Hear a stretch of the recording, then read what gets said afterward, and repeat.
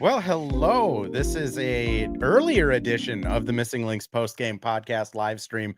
All of the buzzwords, so hopefully an algorithm will pick me up. I'm your host, Andrew Dukowitz, beat reporter for Zone Coverage. I cover the Lynx, Wolves, and the Golden Gophers women's basketball team. And we have Nate Alsdurf, Nate Alsdurf of Crunch wears no pants, but Prowl does wear pants. Yes. Fame. How's it going, man? That's a mouthful. Dude, it's going great. Thank you for having me on. I said in the DMs when you invited me on, I was like, do I want to come on your podcast and talk with a buddy about the greatest team in WNBA history? Yeah, no brainer. Obviously, of course. What would I rather be doing on a Saturday night? It's great. So I'm happy to be here. I mean, it has been not hard finding guests for this at all, because it's crazy. Like last year when I got on the Lynx beat, I was like, I feel like most people are just looking for like permission to watch the Lynx. Like, even if you're, diehard, I don't watch women's sports, like this team like breaks that mold, right? So Yep. It's been interesting to see like you guys do a ton more Lynx stuff this year. Like, spoiler, on Monday, John Krasinski's coming on because he's been watching the Lynx all year. Like, it's just crazy how many people have just fallen in love with this team. And I see you're wearing a Lynx jersey. Whose jersey are you repping today? Oh, Fee and the Rebel, okay. Of course. Happy to report we're 1-0 in the Fee Rebel edition. So I think we found. I'm not going to take full credit for us finding our winning ways, but I'm thinking it may have helped a little bit. So I'm going to keep that going through the end of the season and the playoffs.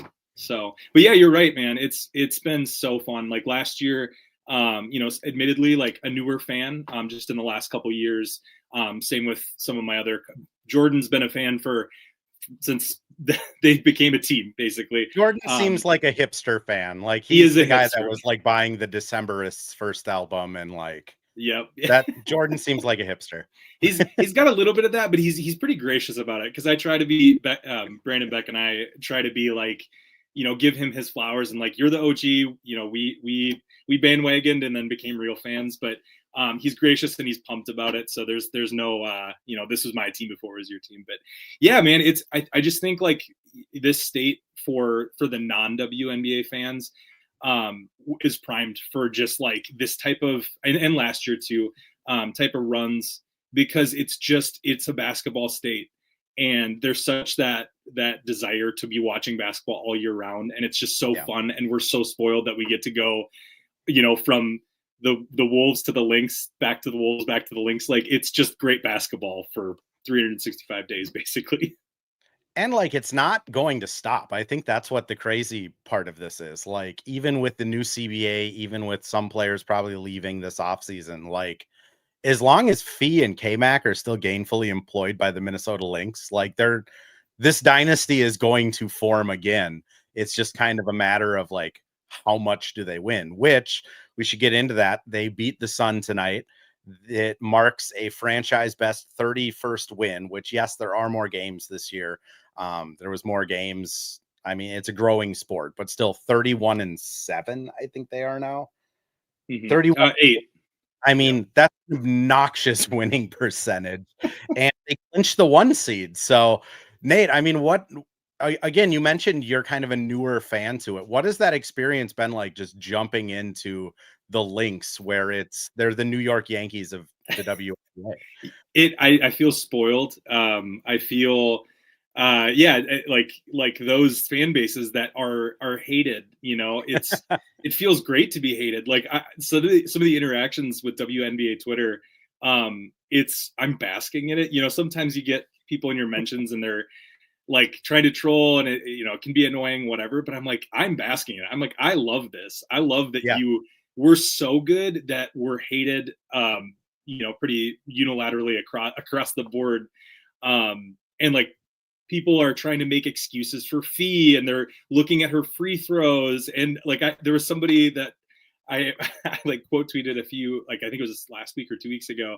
And then she's coming at Fee for her free throw numbers, which I was like, this is also a hilarious thing, because she doesn't really get to the line that much. But they're, seeing other fan bases come for us and try to like make excuses or try to logic away how good we are is just, it's a blast. I'm loving every bit of it.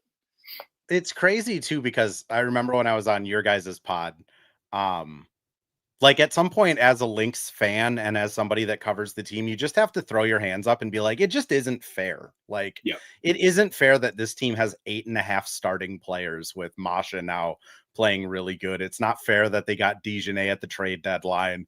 Like, it's not fair fees on this team, but it's also like really it's not cool. fair. We have Chicago's pick. I know, like at what point do they need to step in and be like, we need to do something about the Minnesota Lynx? Like, well, and it's kind of a credit, and I'll throw it out. I'll just ask you this too, because I always like hearing outside media members' perception of Cheryl and like newer fans' perception of Cheryl, because like I went from being like a Lynx fan, but definitely more of a Wolves fan, to like on the Lynx beat. So like I couldn't tell you like every fun fact about Cheryl Reeves. So I've just gotten to like know Cheryl over the last 2 years, and she's delightful. Like easily my favorite person I've been able to talk to across NBA, WNBA, like Ant included. Like Cheryl's my favorite. So Cheryl or Carly, if you're listening to this, you get that one. But it's so interesting because fans around the league just kind of have this impression of her that she's like Palpatine from Star Wars and just like running the Sith. And it's just so far from the truth. What has your Cheryl Reeve experience been being a newer fan? Yeah, I mean, I can definitely see that side of things, that the Palpatine-esque. Like, I feel like I would describe Cheryl as someone that could slap me in the face and I would respect her more for it. Like, I'd just be like, you were right to do that. I needed that. But and I think when you were on our pod, we talked a little bit about this too, but like, it is hard not to compare a little bit, like the coaching that we have on both basketball teams, Finch and Cheryl, like they have a little bit of the similar, like, know how to talk to players, like aren't afraid to say what they need to say, can kick you in the ass when you need it, but then also are like, like encouraging and tell you, the parts of your games that you need to fix. But then, and like, she just has, I don't know, it's so hard to put words to it, but like, she just says the right thing at the right time all the time. And it's just, she's just so well balanced, and that's so valuable to have as a coach, because like to be able to balance being, quote unquote, a player coach, somebody that can kind of pick you up when you're down, but then also again kind of like kick you in the teeth when you need to be set straight, and she's not afraid to do that. And it's so much credit to her. It's not a surprise, she's been doing this for so many years. But it's very cool to see, because you just don't see that across any league, really. There's such a small percentage of coaches that can balance those two things. I mean, the Seattle game, the press conference, she closed it by saying, we need to play some effing defense. And then almost repeated, we need to play some effing defense. And like kind of walked out of the press conference and like, I guarantee you those players did not have a fun evening that night, like after the game finished. And then tonight I asked her, I said, how'd you feel their response was tonight? Like, obviously there's some bumps in the road, but I mean, what'd you think happened? And she's just like, I honestly didn't think there was any bumps in the road tonight. They played awesome. This was the defensive response that they wanted, like super complimentary, almost named every player on roster by name, and then just like ends with a joke. And it's such a, you're right. She really doesn't ever say the wrong thing. Even like, I mean, we don't need to get into like the tragedy that happened in Minneapolis, but like even in regards to that, I mean, she's just kind of always knows what to say to meet a moment, whether it's as big as that or as small as like somebody has too many turnovers. Right. Which is super rare. Yeah, she is just, I just have so much respect for her as a coach and an executive too. And that's the other thing too, being able to balance those two things. That's hard, because she has to make some hard decisions, both on both sides of those things, but those can be such a conflicting thing. We saw that with Tom Thibodeau with the Timberwolves. Like there's a few people that have been able to, or that have done that in either league, but it's just a balancing act at any given moment. So I just have such an immense respect for her. I am going to throw us over to a quick ad read here. When we get back, we'll talk more about the game tonight against Connecticut, though. I don't know how much we need to get into it. So if fans want to start throwing questions out or want to pick Nate's brain or pick my brain, feel free to. But we'll jump to an ad read when we come back. We'll talk about Connecticut a little bit begrudgingly. Well, hello. Thank you, Livestream Andrew. This is Ad Read Andrew. And today we have Firehawk Construction and Remodeling, the presenting sponsor for the Missing Links podcast. Firehawk Construction and Remodeling strives to inspire people to follow their ideas, working with respect and understanding to create a quality, tailored result.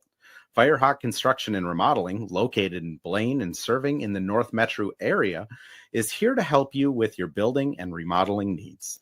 I can say personally, thanks to Firehawk Construction and Remodeling, I have a beautiful deck in my backyard and countless projects that I started, they finished. Get started on your new deck or remodel today by calling Isaac at 763-710-5686. So, Nate, I'm going to just ask you. I mean, third quarter, I think everyone got a little tense as Connecticut made that 14-7 run to end it. But what did you feel like? What was your confidence level when that run was happening, that the Lynx were just going to kind of close the door on this team? I understand the nervousness. I think just following up the Seattle game and the collapse that we saw, that's sort of like, well, there's proof it can happen. And that's enough to scare anybody, especially when this just needed to be a prove it game. When you're just going out against a lesser opponent, you need a bounce back win. You want to clinch. So I felt a little bit of the nerves, and I think like once we started to score again and just see the basket or the ball go through the hoop, that lesson. But it is funny. I was looking at I just had the game cast pulled up, and I'm like, at no point was it really ever in question. Like the closest it got was I think 11 points. Yeah. And then in the third, and it was like, it never dipped past like a 97% chance of winning, which, anything can happen. But it is just funny in hindsight on the other side of things, how from anybody else watching that game is like, yeah, the Lynx there's no reason you should be concerned. So yeah, I get it. Especially when, like, as a Minnesota sports fan, you're just a little bit of like, we've seen things happen before, but yeah, I don't think I was ever really truly concerned. Yeah, they had that one stretch where Shep got called for the flagrant, and then they hit a 3 on the like ensuing possession after the free throws. And I was kind of like, well, that's dumb. But then as soon as the fourth quarter started, it was just over. Ben asks a good question here, actually. Are we nervous about Fee? Or is it just trying to find her legs after being out 3 weeks? No, her first game back, she dropped 32.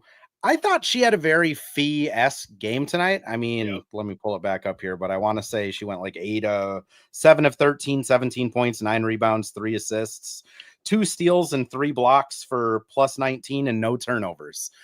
I think we're spoiled with Fee because that game is, I mean, let's be honest, that game is like how Alyssa Thomas is making an MVP case. And it's just the fact that Fee were so used to being so great that just having an above average game is, rightfully, I guess, concerns people. But I don't know. What have you thought in the 3 games she's come back, Nate? Tonight specifically, I had a moment of like, it was after the first or midway through the second, I was like, oh man, Fee's having a rough game. And I looked and she was like 2 of 4. So like she hadn't been scoring a lot, but it was really just 2 like biffed layups or sort of like her down on the block. And it was sort of like a tough shot, but also like something that Fee would typically make.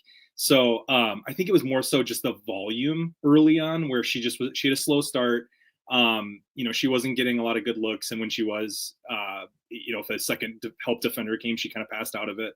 So I think it's just like not what we're used to seeing out of Fee. But to your point, like she still ended up having a really good game. It was more of a slow roll. And then she kind of turned it on in the second half as things started to snowball a little bit. But I'm not that concerned. And honestly, I'm glad that we now have this like little bit of cushion now where she can kind of get things going as we go into the playoffs. Like she had a bad game in Seattle. Like that was not a good Fee game.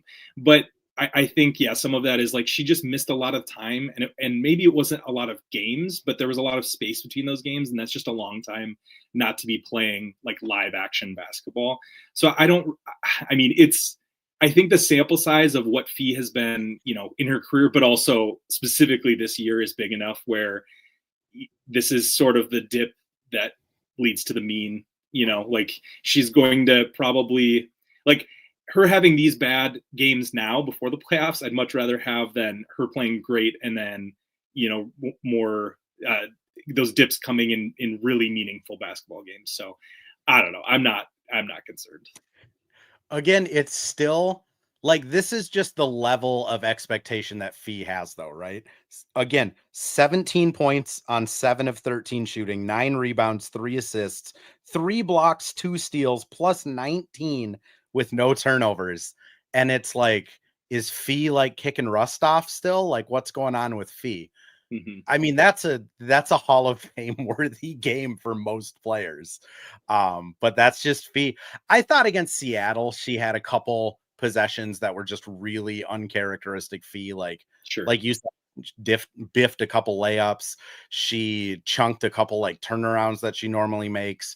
But then there was just also plays where like Fee, it looked like she was trying to like almost move too fast, which is weird because Fee's like one of the slowest kind of methodical, Mm-hmm. like footwork, game management type of players there is.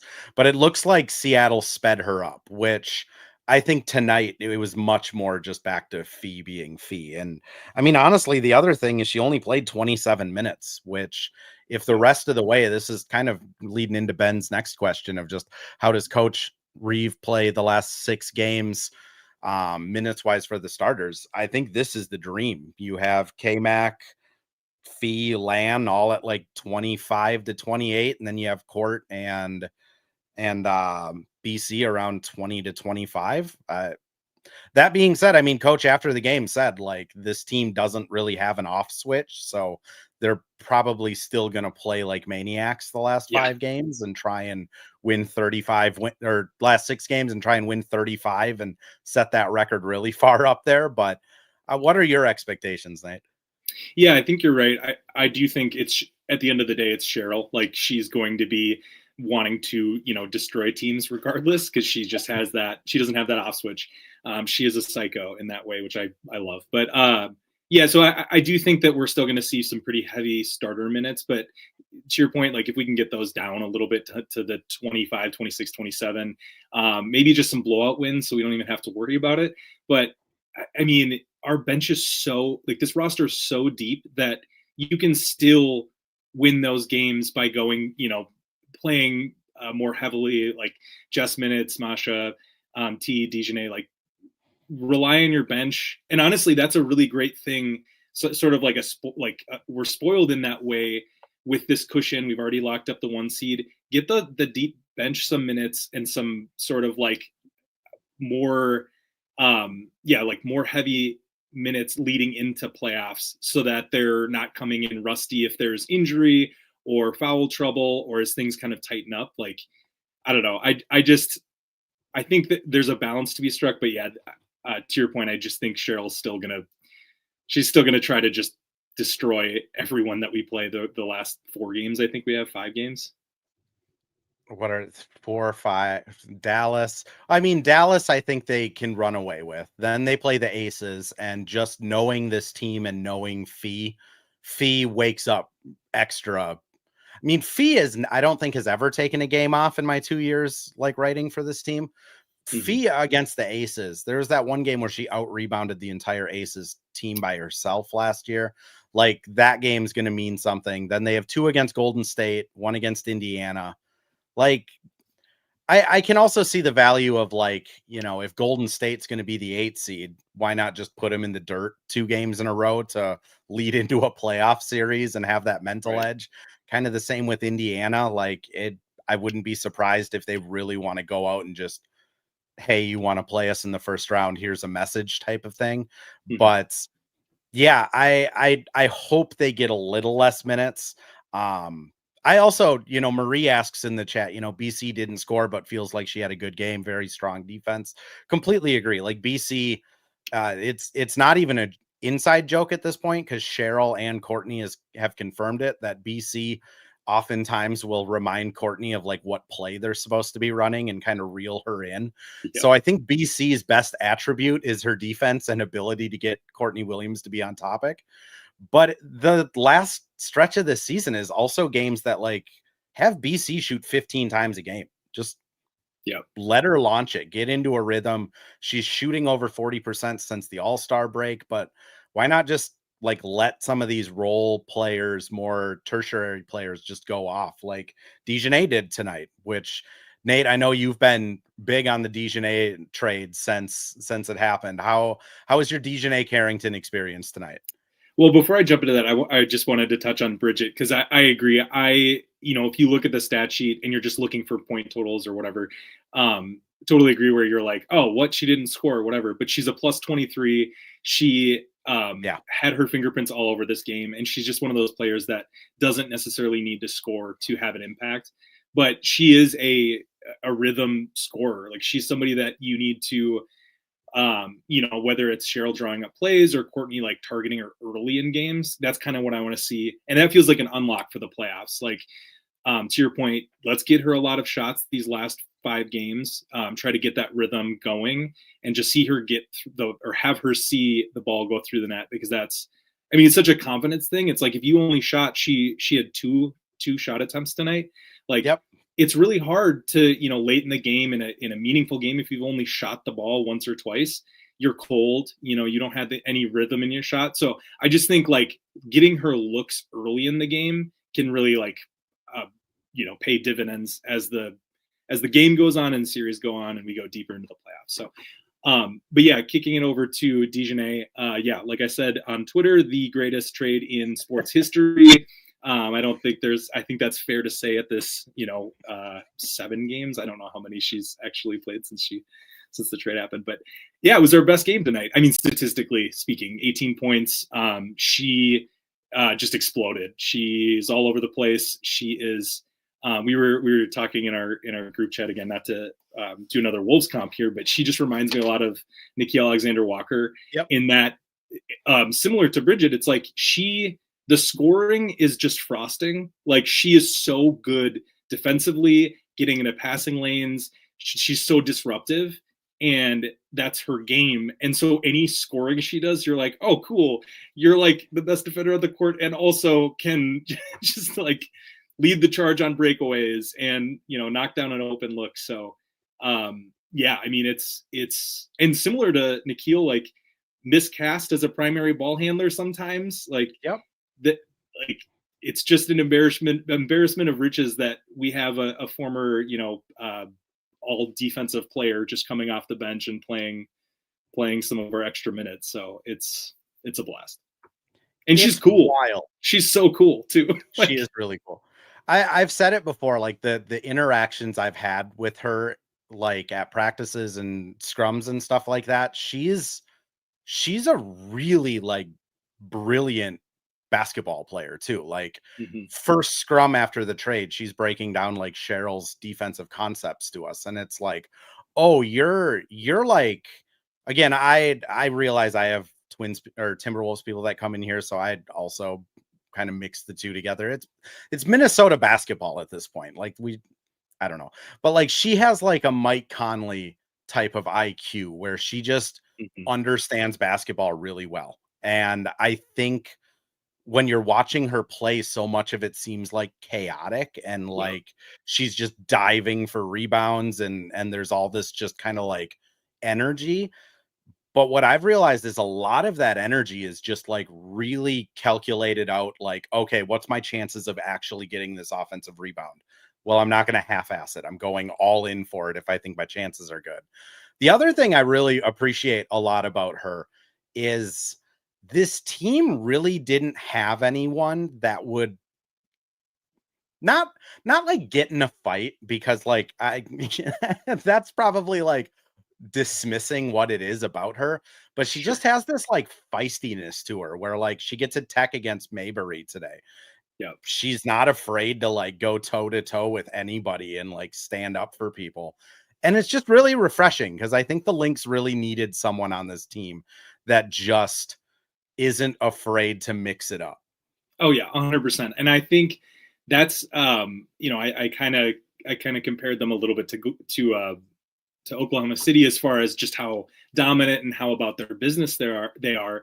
But there is a little bit of like and like OKC, sorry not to compliment you, it's soulless basketball, don't respect it. But I think that the one thing that we were kind of missing a little bit is that a little bit of that like like I'm not scared, I will stand up to anybody, like I can back up my words, like, and I think Court has a little bit of that, but I think there's, I don't know, I just think you need a little bit of that, like, hey, you're jawing at whoever on the team, I'm stepping in, like you're not doing that to my teammate.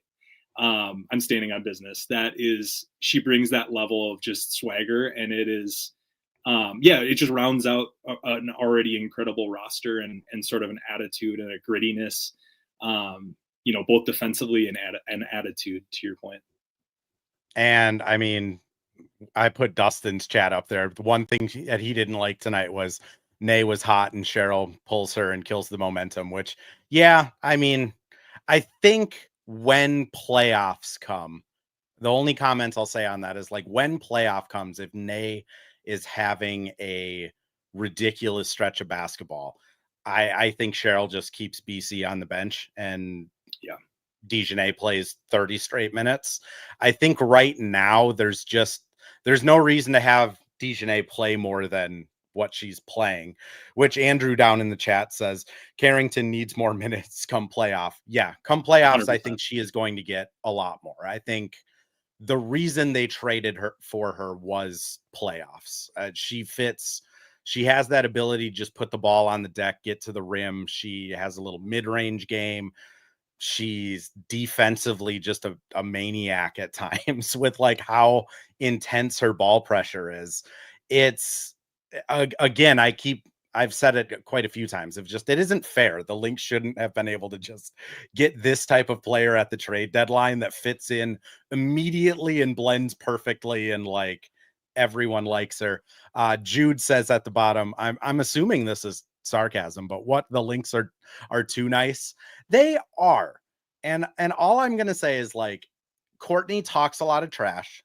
T talks a lot of trash. I know T has the ability to mix it up with players. Like, I think she got like a tech earlier this season for like holding out a celebration, like directly in front of Kelsey Plum's like face. I think Lan is tough as nails. Fee is tough as nails. BC is tough as nails. Like they have Masha on the bench, who's even K-Mac too. K-Mac, I mean, K-Mac will legitimately get into it with people, but like it has to be like a K-Mac heater where she's feeling slighted. Dejanay, I think, is the type of person that like if Lan gets undercut on a rebound, Dejanay's like stepping on their foot the next time on defense, or she's not afraid to like jump into that situation immediately. Which, again, it's just weird that Dejanay, what I've gotten to know from her off the court is like almost exactly the opposite of what you'd expect her to be like. Like she's just very nice, kind, super smart, not super like vocal, and on the court, she plays with this reckless abandon. I mean, Nate, I'm trying to dig myself out of a hole here because I don't want to say the Lynx are like too nice to win a championship because that's not what it is. But like they were missing that edge, right? Yeah. I think how you put it, it's kind of hard to explain because to your point, like it's not that people aren't. It's not like we don't have players that are. Like Fee wants to rip your heart out when she's playing basketball. I think that's what it comes down to is like your star, who you built the team around. Like Cheryl is the coach. Like she'll get into it, but she also, I think, has that little like she holds herself back. She holds the team back a little bit in the like, let's not get into it. Be about your business. Mm-hmm. Don't do something stupid. I think sometimes you need somebody that's going to do something stupid or is capable of that. Like, and I think that's, I guess, the best way I could put Dejanay, where it's like, it's not stupid, but you know what I mean? Like, yeah, no, I do. I know what you mean. I'm just trying to help other people who don't know what we mean. Like, I think we have some good trash talkers on here, but I do think on the team, but I do think sometimes you kind of match Fee's energy where it's just like, let's do it. Like, let's just clock in, beat this team, kill their spirit, walk away, you know? And I think sometimes when you play teams like that might have a Mabry on their team that want to get into it, want to get under your skin, you need somebody that can match that energy. And I think Dejanay can do that without it turning, I guess, spiraling. Because sometimes that's the other thing is sometimes you have players that can match that energy, but it's like, well, we don't want to get into like a fist fight here. Like we need somebody that can. That's the Natasha Cloud part, right? Like where I'm going to preface this by saying like, this may ruin myself for Lynx fans, but like Tosh Cloud is probably in my top 3 favorite players to watch. Yeah, but when she starts getting technicals, her game falls off and she is not afraid to mix it up with anybody. So it's one of those weird things where like Dejanay can mix it up and still keep playing at a really high level. Here, Dustin says it. Dustin, thank you for helping. I think dirty gets confused for toughness. We're tough, but not dirty. Yes. Yeah. And Dejanay is not a dirty player, but she's not afraid to be dirty if she needs to. Yeah. Which I think some of the other Lynx players are a little hesitant. Jude adds, yes, a bit more of the 2010s dynasty edge. Yep. Like 2010, you had Simone, you had Sylvia. At the same time, you know, Waylon's not afraid to like throw a chair across the court, which I don't know if she ever did, but it wouldn't have surprised me if she did. Dustin, I appreciate you loving Natasha too, because she is delightful to talk to. And I just love anyone who plays with a ton of passion. They kind of have like the inside track. Mini Me says Fee looked sluggish in the first quarter. They all did, but she looked more like herself in the second half. That's kind of what you were saying too, right, Nate? That it seemed like fourth quarter, especially, she kind of locked in. Yeah. And I think too, like across the whole team, honestly, I think right now, like, you know, I think like a little bit of a comp to the Wolves 2 years ago or 2 seasons ago, during that just like insane run. I think you're just kind of playing against yourself at this point. Like there's a motivation factor where you're like, we have 5 games, I guess, before this game. We have 6 games to win 1 game, you know, and we need to like finish strong, but we need to win 1 game to lock up the 1 seed. Like, you know, I think they've been pretty good about that year, but like there's just doldrums that come with being this good. Like you kind of get bored sometimes, or you get like, you know, like we're so dominant. There's almost a level of disinterest that can happen or complacency. And I don't see that happening large scale, but I just think like there are quarters where that happens, where you're just kind of like, you know, and some of that comes in the form of rebounding, where it's like, well, I'm not gonna like crash the boards because this team is a lot worse than us, and we don't need to give 110% tonight necessarily. Like, there's just those things that they're humans, like that just happens. Mm-hmm. So yeah, I think that kind of worked itself out, whether that's Cheryl in their ear, seeing like the lead, like not being ahead as much as they should be. So yeah, I think they got their stuff together and figured it out, and that's what you hope for. But you also don't want to build bad habits as you're leading into the playoffs too. So there's a balance. Exactly. I'm going to throw us over to our last ad read. We'll come back, answer a couple more questions, and then we'll get out of here. Thanks again for coming on though, Nate. And we're back with another ad read. This time for Pence Homes, the presenting sponsor of Hitting the Hardwood Network. From the best tools and technology to transparency throughout the entire process, Nate Pence and the Pence Homes team is the top choice for buyers, sellers, and is proud to support you and your home ownership goals. Get started today by calling 612-308-1122 or by emailing info@pencehomes.com. Man, 0 for 2, pencehomes.com. We had 2 in a row where the .com worked, 2 in a row where it didn't. I'm never going to fix it because I am just convinced that at this point it's just StreamYard trolling me. Ben with a good point here. Waylon tackled Odyssey Sims in the opening minutes of game 4. Yeah, so, you know, Waylon, right? I do want to get your thoughts on this one though, Nate, because Jude says, the Aces game will be a reset, which I think out of all of the games left on the schedule, that's the one that matters the most, right? The Aces haven't lost since the game that Fee and the Lynx kind of destroyed them, and she went down injured. That'll probably be the last measuring stick game before the playoff starts. And the Aces are right now battling for that 2 seed, which is kind of obnoxious for a team that was below 500 like a month ago. Right. Yeah, no, I think like, again, this team I matches a little bit to, or plays to the level of their opponent sometimes. So I think that being one of the more competitive games left on the schedule, this team having a competitive nature that it doesn't want to necessarily just lay down and rest out the rest of the season. So yeah, I definitely think that'll be a reset. I think even though we're not playing for seeding, we do impact seeding. So there's that element. And just, like I said, building good habits. Like, you just don't want to get lazy this last stretch. You don't want to overdo it, but just play good basketball, compete, take care of business. You're the best team in the W. Play like it, but don't risk any injuries and don't risk any bad habits, like I said. So It's such a weird position to be in because, like, I mean, I'm trying to think back in my years of being a Minnesota sports fan.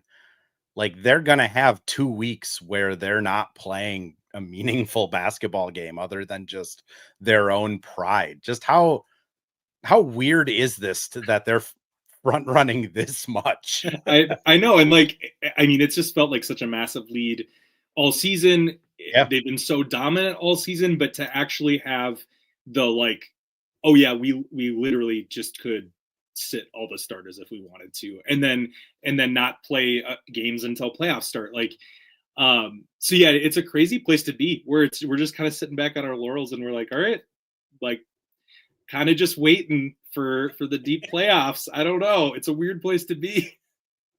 It's going to be really interesting with Golden State too, being 2 out of the last 3 games, because Golden State and Indiana are going to be playing like their hair's on fire because they're both on the cusp of missing the playoffs. Right. Meanwhile, like you said, Lynx are just going to be able to kind of they can play Masha 36 minutes if they want to. Start Kosu for a game. It doesn't really matter at this point. We'll just play the 4 starters or 3.5 starters that we have on our bench and still and still hopefully win some games. But yeah, it's just an embarrassment of riches. It's crazy how deep this team is. But yeah, I was looking too, like, I was just curious, like, what our point differential is right now. So I was deep in some research before here, but it looks like we're at a 385 point differential. So right now it's the 4th best point differential in WNBA history. So with still 5 games to go, which it could go either way depending on how we show out. But yeah, maybe we'll be moving up that list. It's a historical team this year. I've been comping it to the 72-10 Warriors team for most of the season, of just not most of the season, but especially the last like 3 weeks, where if the Lynx, that is how they should be treated in terms of like championship contenders. Like, yes, Asia Wilson's on a tear, scoring 30 almost every night. Yes, New York hasn't had the health, but the Aces, again, they weren't that good of a team not that long ago. New York has to gel their entire roster together in 3 weeks. That typically doesn't happen. Even like Atlanta, yes, they can play really big, but we kind of saw what the Lynx can do when they just are hitting shots. So it's interesting that I think the narrative is finally starting to catch up with the Lynx of like, oh, they're finally championship favorites in like Vegas books. Nate, I'll finish with this one here. KJ just asked, who do we want to see in the first round? I feel like I don't want to see the Storm. What are your thoughts, Nate? I don't know. I kind of want the Storm. I kind of want the smoke, especially just because it's fresh in the memory. So there's going to be some fire there. I don't know. Honestly, like I will say I agree with you. I kind of do want the Storm in the first round because I think Diggins dancing off our court. Yeah, that was. You're going to get a real pissed off Lynx team in that series, and that might be fun. But go on, Nate. Yeah, I was just gonna say that move was that was something. I think there was a little bit of a mental bookmark that the whole bench made after that. So yeah, the fire that comes with that. There's a little bit of back and forth that I think is fun. It's fun to have that too in a playoff series. Like you wanna even if you're hoping to destroy the other team, you also want the back and forth is fun. You want to be able to battle with the fan bases on Twitter and whatnot. So. But I honestly, I don't know that I don't feel comfortable in really any, I'm not trying to get ahead of ourselves, but I feel legitimately like this team can take on any team in a series. Yep. And that's a good place to be. Yeah. Among the teams that are kind of fighting for that 8, like the Sparks, I don't think would do too much. Indiana, they're so injured. Like that's at this point just kind of a shell of, even if Caitlin comes back, like that team is so strapped for just warm bodies. I just, when you're playing a playoff series and Fee is going to be out there for 37 minutes giving it her all, I don't know if they have enough to kind of combat that.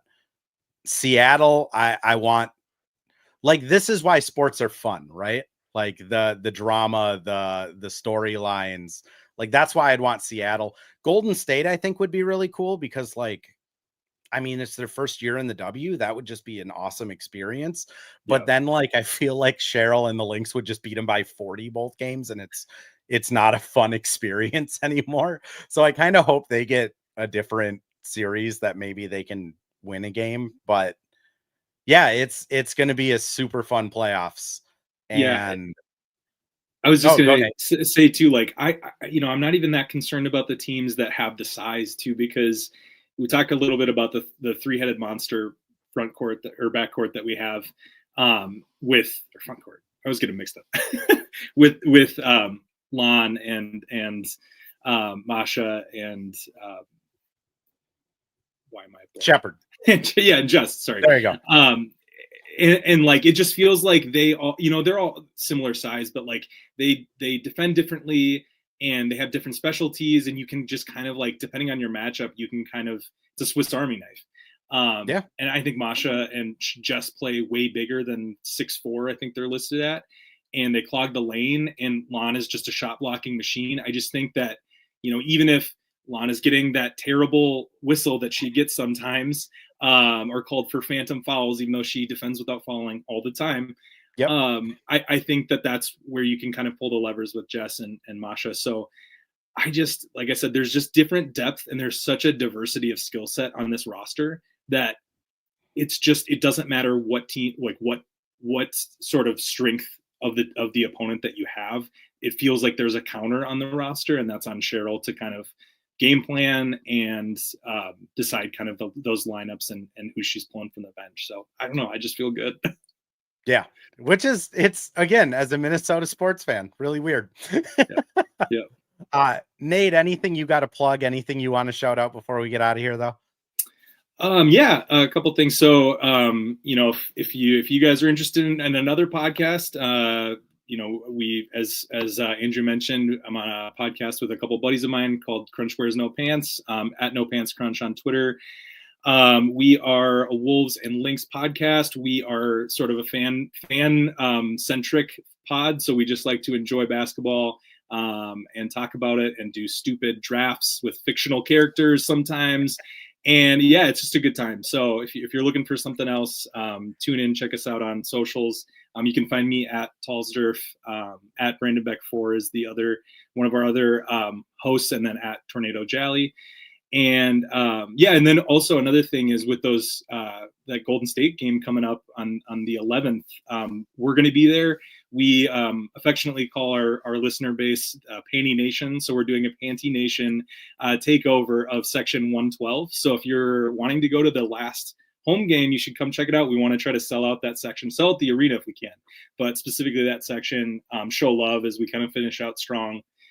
So come check it out. And then I also wanted to plug, obviously with the tragedy that just occurred in Minneapolis and just kind of our community hurting, there's a lot of ways to kind of get involved. And I think NPR has some great places you can donate to the families and those affected. But also another big one is just the lack of backlog of blood that there is right now with a Red Cross.